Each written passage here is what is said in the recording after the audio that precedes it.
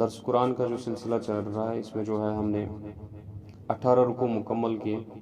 پہلا پارہ جو ہم نے اختتام کیا تو اب جو ہے 19ویں رکوع سے شروع کرنا ہے. ابھی تک کا جو تذکرہ چل رہا تھا پہلے بنو اسرائیل کے ساتھ تذکرہ چلا. تو یہاں پہ میں ایک یاد دہانی دینا چاہتا ہوں آپ سب کو کہ اگر آپ کو 5واں رکوع پھر سے ذہن میں ہوگا، 5ویں رکوع میں اللہ تبارک و تعالیٰ نے بنو اسرائیل کو ایک عمومی دعوت دی تھی. آپ جو ہے اسلام قبول کرو اور جو رسول اللہ صلی اللہ علیہ وسلم کی دعوت ہے اس کو قبول کرو. ان میں جو ہے ایک وہاں پہ ان کو کہا گیا کہ وَلَا تَكُونُوا أَوَّلَ كَافِرٍ بِهِ، تم ہی پہلے کافر مت بن جاؤ. اور دوسری بات ان کو کہا گیا وَاسْتَعِينُوا بِالصَّبْرِ وَالصَّلَاةِ وَإِنَّهَا لَكَبِيرَةٌ إِلَّا عَلَى الْخَاشِعِينَ. یہ کن کو کہا گیا؟ بنو اسرائیل کو رکوع نمبر 5 میں کہا گیا. ٹھیک ہے. اب جب تحویل قبلہ کا مسئلہ آیا یہاں سے کیا ہوا؟ یہاں سے امامت اب چینج ہو گئی. اب بنو اسرائیل سے چھین کے محمد رسول اللہ صلی اللہ علیہ وسلم اور ان کے واسطے سے ہم کو ملی. اب دنیا میں دین پھیلانے کی جو ذمہ داری ہے، جو امامت کا مقام ہے، یہ کن کو ملا؟ اب یہ مسلمانوں کو ملا. اب مسلمانوں کو جو ہے سیم انہی گائیڈ لائنز پہ اب اللہ تعالیٰ جو ہے رہبری کر رہا ہے کہ جو تم نے اس سے پہلے واقعات سنے، جو تم نے 18 رکوع ابھی تک کے پڑھے، یہ داستانی کہانیاں نہیں تھی، بلکہ آپ نے جو ہے اس سے اخذ کرنی ہے نصیحت. کہیں تم بھی ان کی طرح بھٹک نہ جانا، کیونکہ جو نصیحت میں نے ان کو کی وہی نصیحتیں اب میں تم کو کر رہا ہوں. ٹھیک ہے. سیم نصیحتیں لگ بھگ اسی کے حساب سے آ رہی ہیں نصیحتیں. ان کو یہ بھی کہا گیا کہ حق کو مت چھپا، بیان کرو لوگوں کو. آپ دیکھیں گے آگے بھی ہمیں بھی یہ کہا جا رہا ہے. ٹھیک ہے. سیم جو ان کو کہی گئی باتیں اب ہمیں، کیونکہ اب ہوگی نا شفٹ ہوگی امامت، اب ہم کو ملا یہ منصب، تو اب ہمیں نصیحت ہو رہی ہے کہ آپ نے اس منصب کے ساتھ کیا کرنا ہے. تو پہلی بات جو رب بتا رہا ہے وہ کیا ہے؟ یا ایھا الذین آمنوا، اے ایمان والو. اس کے متعلق حضرت عبداللہ ابن عباس رضی اللہ عنہ کی روایت ہے، بیان کرتے ہیں کہ جب بھی تم قرآن میں دیکھو یا ایھا الذین آمنوا، جب بھی تم قرآن میں دیکھو، یہ عبداللہ ابن عباس رضی اللہ عنہ بیان کرتے ہیں کہ جب بھی تم دیکھو قرآن میں یا ایھا الذین آمنوا تو اپنے کان کھول لیا کرو، کیونکہ یا ایھا الذین آمنوا کے بعد ضروری تمہیں کسی چیز کے کرنے کا حکم ہوگا یا کسی چیز سے رکنے کا حکم ہوگا، یا کسی شے کے کرنے کا حکم ہوگا یا کسی شے کے رکنے کا حکم ہوگا. اس لیے جب بھی سنو قرآن میں یا ایھا الذین آمنوا تو پورے دھیان کے ساتھ سنو، اس کے بعد حکم آ رہا ہے. ٹھیک ہے. تو یا ایھا الذین آمنوا، اے ایمان والو جنہوں نے اب ایمان لایا ہے، استعینوا بالصبر والصلاۃ، اللہ کی مدد ڈھونڈو. کیسے؟ صبر کے ساتھ اور نماز کے ذریعے سے. ان دو کو ذریعہ بنا. اب صبر جو ہے، صبر کے 3 اقسام ہیں. کیا ہے؟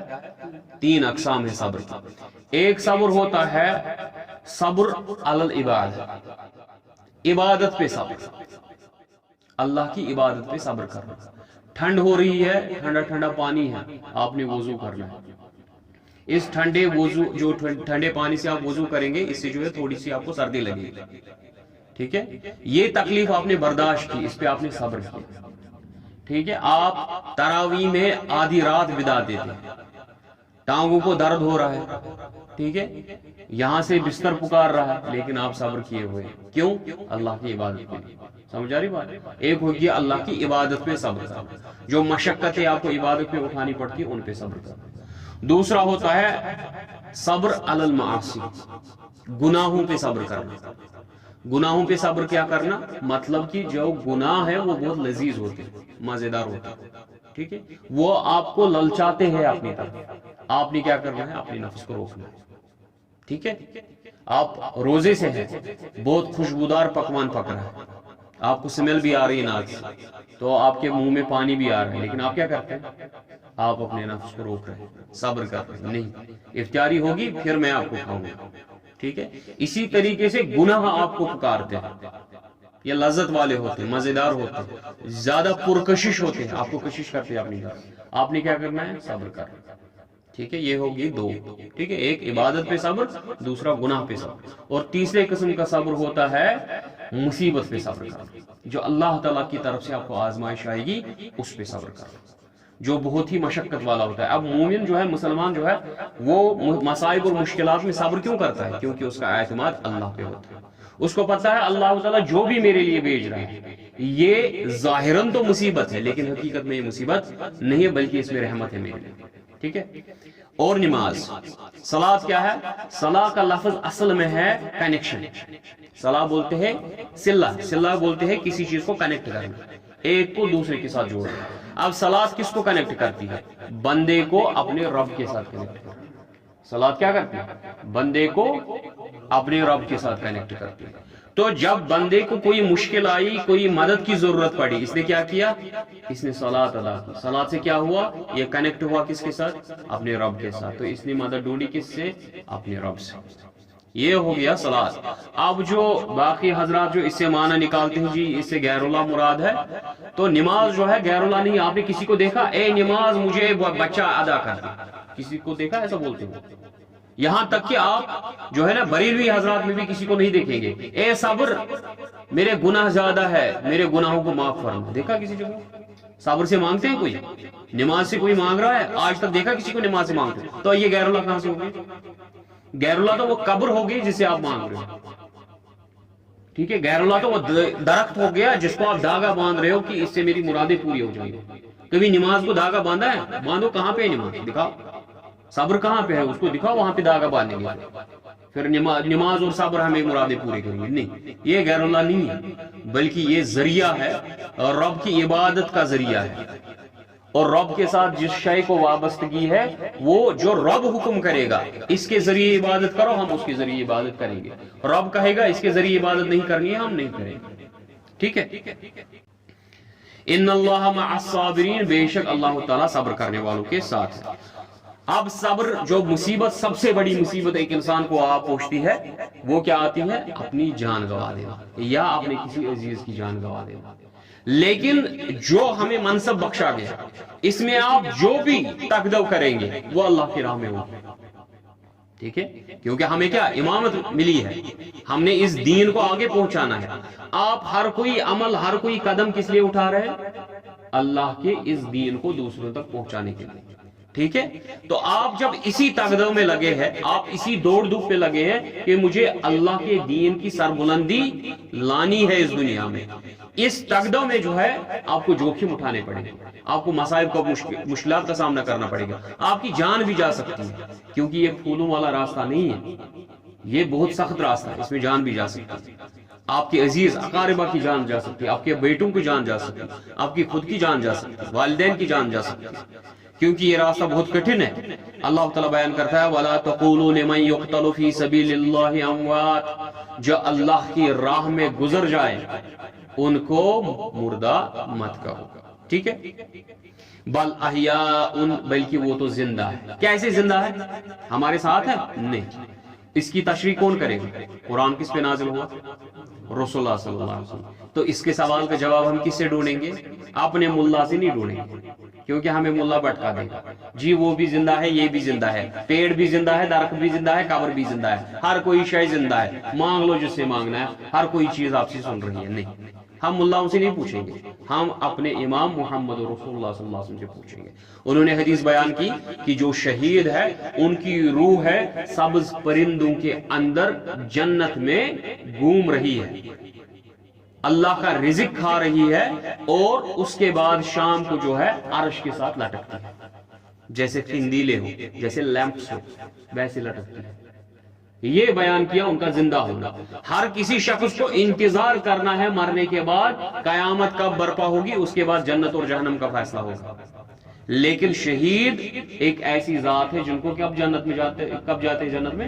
جیسے ہی وہ اس دنیا سے رخصت ہو جاتے ہیں، وہ زندہ ہے، وہاں پرندوں کے جسموں کے اندر گھوم رہے ہیں. ٹھیک ہے. یہ ہے اس چیز کا زندہ ہونا. یہ دنیا میں آپ کے اور میرے جیسے زندہ نہیں ہے بلکہ وہاں پہ زندہ ہے. وَلَكِنْ لَا تَشْعُرُونَ، وہ تو زندہ ویسے ہے جس کا تمہیں شعور نہیں، تمہاری عقل نہیں، تمہارا تصور بھی نہیں پہنچ سکتا کہ وہ کیسے زندہ ہے. وَلَنَبْلُوَنَّكُمْ بِشَيْءٍ مِّنَ الْخَوْفِ وَالْجُوعِ وَنَقْصٍ مِّنَ الْأَمْوَالِ وَالْأَنفُسِ وَالثَّمَرَاتِ، اب جو اللہ تعالیٰ جو ہے اس راستے میں تم کو آزمائے گا. کیسے آزمائے گا؟ خوف سے آزمائے گا، بھوک سے آزمائے گا، مال کے نقصان سے آزمائے گا اور تمہاری جانوں کے نقصان سے آزمائے گا اور پھلوں اور میووں کے نقصانوں سے آزمائے گا. وَبَشِّرِ الصَّابِرِينَ، پس بشارت خوشخبری ہے صبر کرنے والوں کے لیے. وہ کون ہے؟ الَّذِينَ إِذَا أَصَابَتْهُمْ مُصِيبَةٌ، جب بھی ان پہ کوئی آزمائش آتی ہے، غم آتا ہے، پریشانی آتی ہے، قَالُوا إِنَّا لِلَّهِ، وہ کہتے ہیں ہم تو اللہ کے ہیں، وہ تو کہتے ہیں کہ ہم تو اللہ کی ہی ہے. وَإِنَّا إِلَيْهِ رَاجِعُونَ، ہمیں تو اسی کی طرف لوٹنا ہے. اب کون سی فرق پڑتی ہے؟ تھوڑا سا زخمی یہاں ہوئے، تھوڑی سی پریشانی یہاں ہوئی، آخرکار تو ہمیں اسی کے پاس لوٹنا ہے. اولئک علیہم صلوات من ربہم ورحمہ، انہی پہ اللہ کے احسانات، اس کے فضائل، اس کی نعمتیں ہیں. من ربہم ورحمہ، اور اللہ کی رحمتیں ان پہ نازل ہوتی ہیں. واولئک هم المہتدون، اور یہی ہے ہدایت پانے والے، یہ ہے وہ ہدایت یافتہ لوگ. ان صفا والمروہ من شعائر اللہ، صفا اور مروہ جو ہے یہ اللہ کی نشانیوں میں سے ایک نشانی ہے. اب صفا اور مروہ کا تذکرہ کیوں آیا؟ یہ بیسیکلی ان کے مشرکانہ عقائد پہ کاری ضرب تھی، کیونکہ صفا پہ ان کا ایک بت ہوا کرتا تھا تو جس کا صفایا نام تھا، اور مروہ پہ ایک بت تھا جس کا نام نیلا تھا. اب دیکھو مکہ کے مشرکوں کا عقیدہ کیا تھا، کتنے غلیظ اور گندا ان کا عقیدہ یہ تھا کہ اس صفایا اور نیلا نے زنا کیا کعبے کے اندر. اللہ تعالیٰ نے یہ جو ہے ابن کثیر علیہ رحمہ اپنی تفسیر میں بیان کرتا ہے، اگر کسی نے دیکھنا ہے اس واقعے کو تو وہاں دیکھ سکتے. تو انہوں نے زنا کیا کہاں؟ کعبے کے اندر. تو اللہ تعالیٰ نے ان کو سزا دی، ان کو پتھر بنایا. اب وہاں کے جو مکہ کے لوگ تھے انہوں نے لوگوں کے نصیحت کے لیے ان کو باہر رکھا، جی ایسی حرکت مت کرنا، دیکھو ان کا حال کیا ہو گیا. اب عبرت کے لیے رکھا ان کو باہر. اب جیسے ہی وقت گزرتا گیا انہوں نے صفایا کو صفا کے پہاڑ پہ رکھ دیا، نیلا کو کہاں پہ رکھ دیا؟ مروہ کے پہاڑ پہ رکھ دیا، اور ان کی بھی عبادت کرنی شروع کر دی. زانیوں کی عبادت شروع ہوگی. یہ ہوتی ہے حد جب ایک انسان اللہ کو چھوڑ کے غیر اللہ کو مانگتا ہے. پھر اس کو پتہ نہیں ہوتا کہ میں زانی کے پیچھے ہوں، ٹھیک ہے، کہ میں ولی کے پیچھے ہوں. اس کو سمجھ نہیں آتا، اس کی عقل جو ہے بالکل کوری ہو جاتی ہے، اس کو پھر سمجھ نہیں آتی. اب جو ہے اس بت کی وجہ سے صحابہ کے اندر یہ اضطرار تھا کہ ہم صفا اور مروہ کے درمیان صحیح کیوں کریں؟ کیا ہم ان کی عمل تو نہیں کر رہے؟ کیا یہ مشرک سے مشابہت تو نہیں ہو رہی ہے؟ کیا اس میں گناہ تو نہیں ہے؟ تو اللہ نے کہا ان صفا والمروہ من شعائر اللہ، صفا اور مروہ تو اللہ کی نشانیوں میں سے ہے. جس کا واقعہ جو ہے حضرت حاجرہ علیہ السلام کے متعلق جو ذکر ابھی جو ہے جمعہ کے خطبے میں بھی لطیف صاحب نے بیان کیا، جو آگے ہمارے پاس بھی آ جائے گا، اس میں قرآن میں اس کا ذکر ہے کہ کیسے جو ہے صفا اور مروہ جو ہے اللہ کی نشانیوں میں سے نشانی بنی. فمن حج البیت او اعتمر، پس جو حج کرے گا یا عمرہ کرے گا، فلا جناح، اس کو کوئی جو ہے گناہ نہیں ہے، علیہ ان یتوفى بہما، کہ وہ ان کے درمیان صحیح کرے، ان کے درمیان دوڑ دھوپ کرے، اس کو کوئی گناہ نہیں، یعنی اس کی مشابہت مشرکوں سے نہیں ہوگی. وَمَن تَطَوَّعَ خَيْرًا فَإِنَّ اللَّهَ شَاكِرٌ عَلِيمٌ، اب جو نیکیوں میں زیادتی کرے گا، جو زیادہ نیکیاں کرے گا، ٹھیک ہے. ابن کثیر علیہ رحمہ فرماتے ہیں کہ اگر کوئی 7 صحیح کے علاوہ 9 صحیح بھی کر لے، ٹھیک ہے، اور زائد صحیح بھی کر لے، یعنی ایک صحیح ہوگی، آپ کی دوڑ دھوپ 7 چکر ہو گئے، اس کے بعد آپ کا عمرہ اختتام ہو گیا، آپ نے پھر سے ایک بار صحیح کر لیا، تو جو اگر زیادہ بھی کرے گا، یہ ابن کثیر علیہ رحمہ فرماتے تو اس میں کوئی گناہ نہیں ہے. باقی مفسرین بیان کرتے کہ جو باقی نیکیوں میں زیادتی کرے گا تو اس کا کوئی گناہ نہیں، بلکہ اللہ تعالیٰ جو ہے وہ آپ کی زیادہ عبادت کو قبول کرنے والا ہے اور جاننے والا ہے. ان الذين يكتمون ما انزلنا من البينات والهدى، اب یہ آگے ہمیں کہ آپ کو دین نہیں چھپانا ہے، ٹھیک ہے، یہ نصیحت اب ہمیں آ رہی ہے جیسے ان کو آگے تھی. تو ان الذين يكتمون ما انزلنا من البينات والهدى من بعد بيناه للناس، ابو ہریرہ رضی اللہ عنہ اس کے متعلق روایت کرتے ہیں کہ اگر یہ آیت نازل نہ ہوتی میں ایک بھی حدیث بیان نہ کرتا، اگر یہ آیت نازل نہ ہوتی میں ایک بھی حدیث بیان نہ کرتا، لیکن مجھے حدیث بیان کرنے کے لیے مجبور کیا قرآن کی اس آیت نے. ان الذین یقیناً وہ لوگ یکتمون جو چھپاتے ہیں ما انزلنا جو ہم نے نازل کیا من البینات جو واضح ہے والہدا اور ہدایت ہے من بعد ما بیناہ للناس فی الکتاب جبکہ ہم نے اس کو واضح کیا بیان کیا لوگوں کے لیے کتاب میں اولئک یلعنہم اللہ ان پہ اللہ کی لعنت ہے ویلعنہم اللاعنون اور ہر کسی لعنت کرنے والے کی لعنت ہے جو حق کو چھپائے گا جو لوگوں کو اپنی پیٹ کی وجہ سے حق چھپا کے ان کے بیچ میں جو ہے قصے کہانیاں بیان تو کرتے ہیں لیکن حقیقت لوگوں کو نہیں بتاتے ان پہ اللہ کی بھی لعنت ہے اور لعنت کرنے والوں کی بھی لعنت ہے الا الذین تابوا سوائے اس سے اب بچیں گے وہ لوگ جو توبہ کریں گے واصلحوا اور اپنی اصلاح کریں گے وبینوا اور لوگوں کو یہ حق بیان کریں گے فاولئک اتوب علیہم پس اللہ تعالی جو ہے ان کی توبہ قبول کرے گا وانا التواب الرحیم اور یقیناً اللہ تعالی توبہ قبول کرنے والا رحم کرنے والا ہے ان الذين كفروا وماتوا وهم كفار یقیناً وہ لوگ جو کفر کرتے ہیں انکار کرتے ہیں حق کا اور مر جاتے ہیں اسی کفر پہ اولئک علیہم لعنت اللہ والملائکۃ والناس اجمعین ان پہ اللہ کی لعنت ہے ملائکہ کی لعنت ہے اور تمام لوگوں کی لعنت ہے لعنت کا مراد اللہ کی رحمت سے دور ہو جانا خالدین فیہا وہ اللہ کی اسی لعنت میں رہیں گے ہمیشہ ہمیشہ یعنی اسی عذاب میں رہیں گے لا یخفف عنہم العذاب یخفف عنہم العذاب ان سے عذاب جو ہے کبھی تخفیف نہیں ہوگی کمی نہیں ہوگی عذاب میں ولا هم ينظرون نہ تو ان کو مہلت دی جائے گی نہ تو ان کو اس سے نکالا جائے گا وَإِلَٰهُكُمْ إِلَٰهٌ وَاحِدٌ تمہیں کہا جا رہا ہے کہ تمہارا الہ تمہارا معبود تو صرف ایک معبود ہے تمہارا معبود صرف ایک معبود ہے لا الہ الا ہو اس کے سوا کوئی معبود برحق نہیں ہے هو الرحمن الرحیم وہ کیا ہے انتہائی رحم کرنے والا اور ہمیشہ رحم کرنے والا ہے اب اگر تمہارے ذہنوں میں یہ بھی بات سمجھ نہیں آتی پھر اس کی نشانیاں دیکھو اس اللہ کی نشانیاں دیکھو پھر بولو اس کی ان قدرتوں میں اس کی ان نشانیوں میں کیا اس کا کوئی شریک ہے اس کی نشانیاں دیکھو رب بیان کرتا ہے ان فی خلق السماوات والارض واختلاف اللیل والنہار والفلک التي تجری فی البحر آپ دیکھو یقیناً اللہ تعالیٰ نے جو زمین پیدا کیا آسمان پیدا کیا اور دن اور رات کے فیر بدل میں والفلک التي تجری فی البحر اور کشتیوں کے چلنے میں جو سمندروں میں چلتی ہے بما ينفع الناس جس سے فائدہ اٹھاتے ہیں جس میں فائدہ ہے لوگوں کے لیے وما انزل اللہ من السماء من ماء اور جو آسمان سے پانی برساتا ہے پروردگار فاحیا به الارض جس سے زندہ کرتا ہے زمین کو بعد موتها جب یہ زمین مر چکی ہوتی ہے وبث فیہا من کل دابہ اور اس میں پھیلائے اس نے ہر کسی قسم کے جانور وتصریف الریاح والسحاب اور ہواؤں کو پھیر بدل کرتا ہے اور جو بادل ہے ان کو ایک جگہ سے دوسری جگہ لے جاتا ہے المسخر بین السماء والارض ان کو اس نے مسخر کر دیا آسمان اور زمین کے درمیان بادلوں کو اللہ آیات لقوم یعقلون اب یہ نشانیاں ہیں عقل والوں کے لیے تاکہ وہ کہاں پہنچیں گے الہکم الہ واحد کہ تمہارا الہ صرف ایک اللہ ہے کیونکہ اگر زمین کی تخلیق میں رب کے ساتھ کوئی شریک ہوتا تو وہ دعویٰ کر دیتا کہ میں نے بھی تھوڑی زمین بنائی اگر آسمان کی تخلیق میں رب کے ساتھ کوئی ہوتا تو وہ بولتا جی میں نے بھی آدھا آسمان بنایا لیکن اللہ نے جو ہے زمین و آسمان اکیلے تنہا بنایا ہے تو اسی لیے عبادت کے لائق بھی وہی ہے ذات ہے جس نے ان تمام کائنات کو بغیر کسی مدد کے بنایا ہے ٹھیک ہے وہ اس کائنات کی تخلیق میں جب یکتا ہے تو عبادت میں بھی یکتا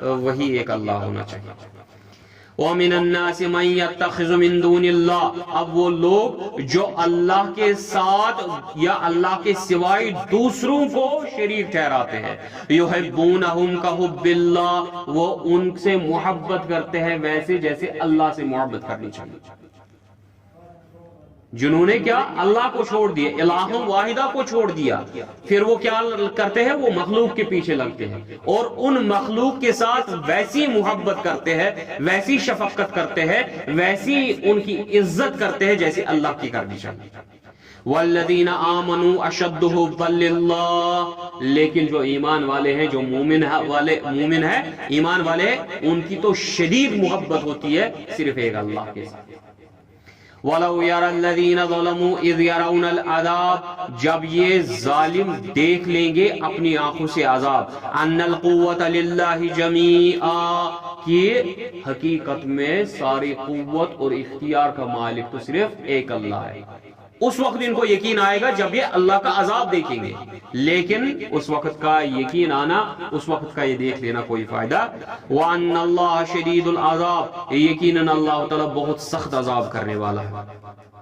اِذْ تَبَرَّأَ الَّذِينَ اتُّبِعُوا مِنَ الَّذِينَ تَبَعُوا وَرَأَوُا الْعَذَابَ وَتَقَطَّعَتْ بِهِمُ الْأَسْبَابُ یہ ہو گیا اب ان کا حشر.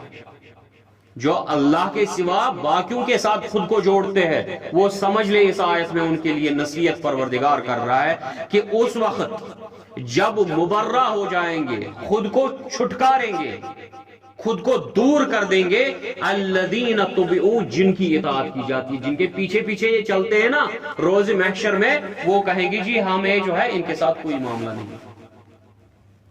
یہاں تک کہ قرآن مقدس سورۃ المعارج کی آیت ہے، سورۃ المعارج کی آیت ہے اور رب بیان کرتا ہے یہ شخص کل کو جس کے لیے یہ ساری دوڑ دھوپ کر رہے ہیں نا، رب بیان کرتا ہے کل کو یہ روز محشر میں رب سے کہے گا اے میرے پروردگار میری بیوی کو، میرے بچے کو، میرے ماں کو، میرے والد صاحب کو، ان کو فدیہ لے لے لیکن میری جان چھڑا دے.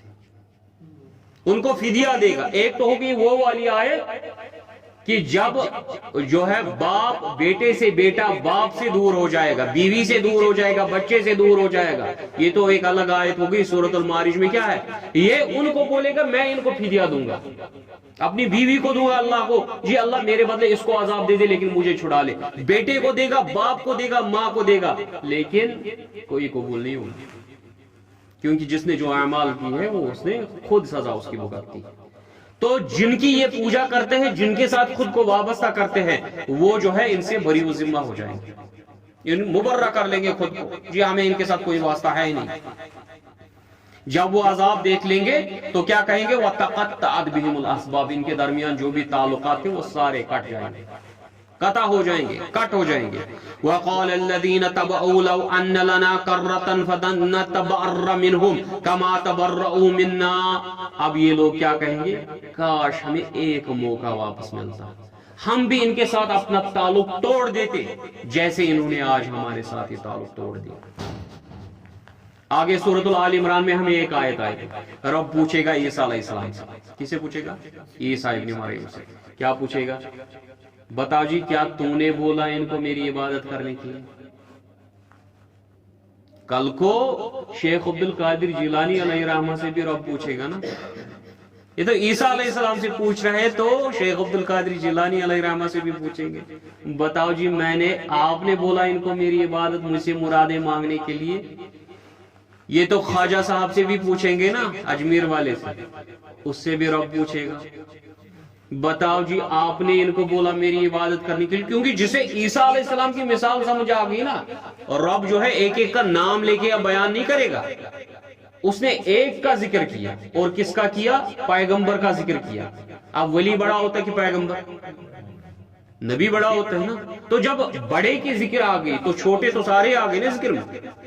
تو بڑے سے پوچھے گا کہ بتاؤ جی آپ نے بولا ان کو میری عبادت کرنے کے لیے، تو عیسیٰ علیہ السلام کیا کہے گا، اے میرے رب تجھے زیادہ واقفیت ہے، جب تک میں ان کے اندر زندہ تھا میں نے تو ان کو کہا تھا کہ صرف تیری عبادت کریں. جب میں تیرے پاس چلا گیا، جب میں تیرے پاس چلا گیا مجھے نہیں پتا انہوں نے کیا کیا، مجھے نہیں پتا انہوں نے کیا کیا، اس لیے میں تو بری ہوں. اسی لیے جو ہے شیخ عبد القادر جیلانی علیہ رحمہ بھی ہماری آنکھوں کی ٹھنڈک ہے اور وہ ان کے شرک سے بری ہے. یہ ہمارا عقیدہ، یہ ہے ہماری محبت ان کے ساتھ.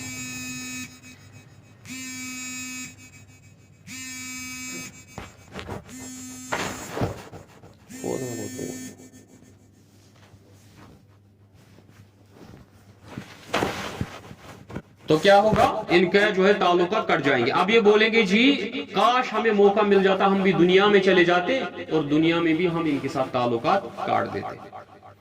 कदालिक युरीहिमुल्लाहु अमालहुम हसरातिन अलैहिम, अल्लाह ताला अब इनको दिखाएगा वो अमाल जो ये करते हैं जिन पे इनको अब हसरत होगी, हमने क्या किया, अफसोस होगा, नदामत होगी। वमा हुम बिखारिजीन मिनन नार, लेकिन ये जहन्नम से अब निकलने वाले नहीं हैं। या अय्युहन नासु कुलू मिम्मा फिल अर्दि हलालन तय्यबा, ए तमाम लोगों खाओ जो जमीन में अल्लाह की पाकीज़ा हलाल चीजें हैं, पाकीज़ा हलाल चीजें। अब ये वंस अगेन इनके जो है मुशरिकाना अकायद पे कारिज़ा है। ये क्या करते थे, ये करते थे कि ये लात उज़ा मनात के नाम पे जानवरों को छोड़ देते थे, फिर बोलते थे इनका खाना किसी के लिए हलाल नहीं है, ये जहां चाहे वहां मुंह मारते फिरे, लेकिन आप इनका गोश्त नहीं खा सकते, इनको ज़बह नहीं कर सकते, क्योंकि ये फलानी उसके लिए है, इसके लिए है, इसके लिए है। तो अल्लाह ने कहा जो मैंने रिज़्क तुम्हारे लिए बनाया है ना, इसको पाबंद मत करो, फलानी चीज हलाल है उनको खाओ पियो। वला तत्तबिउ खुतवात शैतान, शैतान के नक्श कदम पे मत चलो। क्यों? इन्नहु लकुम अदुव्वुम मुबीन, क्योंकि वो तुम्हारा खुला दुश्मन है। इन्नमा यअमुरुकुम बिस्सूइ वल फहशाइ व अन तक़ूलू अलल्लाहि मा ला तअलमून, वो तो तुमको हुक्म करता है बुराई का और बेहयाई का। शैतान किसका हुक्म करता है? बुराई का और बेहयाई का, और अल्लाह के बारे में वो बातें करवाता है जो अल्लाह ने कही नहीं। अल्लाह के बारे में ऐसे ऐसे अकायद गढ़ता है जो अल्लाह ने बयान नहीं किए। वइज़ा क़ील लहुम, जब इनसे कहा जाता है इत्तबिउ मा अंज़लल्लाहु, इनसे कहा जाता है आप उसकी इत्तिबा करो जो अल्लाह ने नाजिल किया मुहम्मद रसूलुल्लाह सल्लल्लाहु अलैहि वसल्लम पे। क़ालू बल नत्तबिउ मा अलफ़ैना अलैहि आबाअना, ये जवाब देते हैं जी हम तो उसी तरीके पे चलेंगे जिस पे हमारे वालिद साहब है, जिस पे हमारे दादाजी चलते थे, अब हम उनका रास्ता छोड़ दे? आप चाहते हैं मैं अपने खानदान का तरीका छोड़ दूं? हमारे खानदान में ये तरीका चल रहा है, मैं अपने खानदान का तरीका छोड़ दूं? ये क्या कहते हैं? ये मुशरिकीन मक्का बोलते, हम क्या अपने वालिदैन आबो अजदाद का तरीका छोड़ देंगे?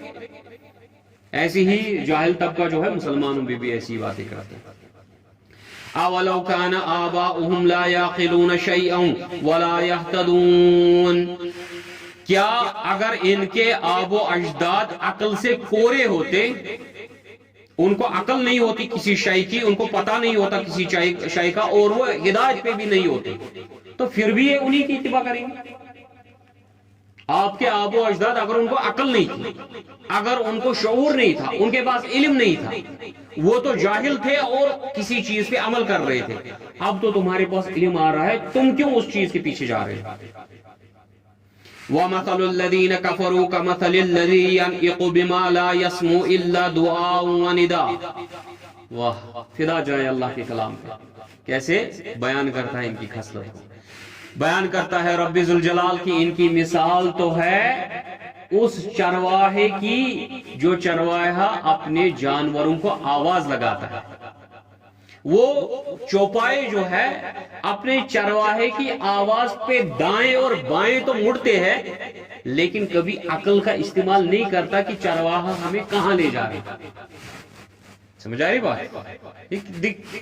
कितना जो है ना वो जबरदस्त कलाम रब का कैसे बयान करता है इनकी खसलतों को, कि इनकी मिसाल तो उस जैसी है जो कलाम तो सुनता है लेकिन ये सोच बूझ नहीं रखता, सिर्फ जिसे कहते हैं ना डायरेक्शन सुनता है, डायरेक्शन सुनता है, इसको जो है रास्ता तो सुनता है, लेकिन ये समझ से आ रही है कि मैं सही रास्ते पे जा रहा हूं कि गलत जा रहा हूं। रब ने कहा सुम्मुन बुकमुन उम्युन फहुम ला याक़िलून, ये गूंगे हैं, बहरे हैं, अंधे हैं, इनको तो कोई अक्ल नहीं।